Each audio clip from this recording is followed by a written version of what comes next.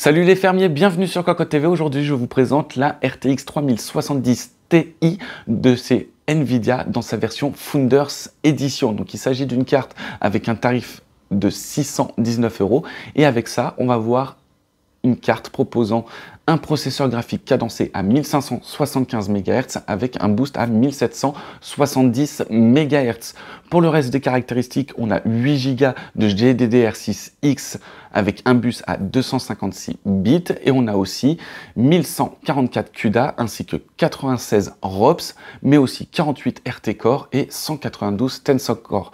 Alors du coup, bien ou pas, ça vous avez la réponse dans le test sur cocotteland.com et par ici, c'est pour la présentation.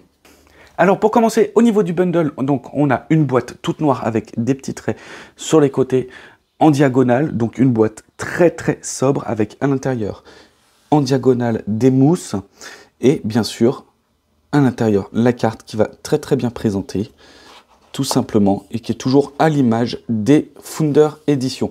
En dessous, on a un petit carton avec tout simplement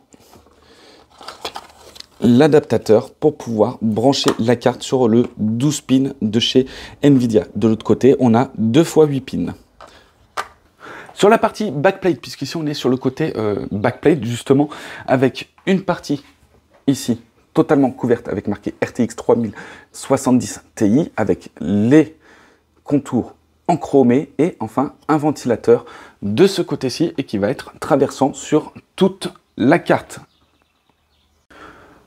Au niveau du côté ventirad, on est sur le même look avec toujours ce même cadre en chromé. On a aussi un ventilateur de l'autre côté, cette fois-ci côté GPU avec le PCB derrière et on a toute une partie radiateur en noir.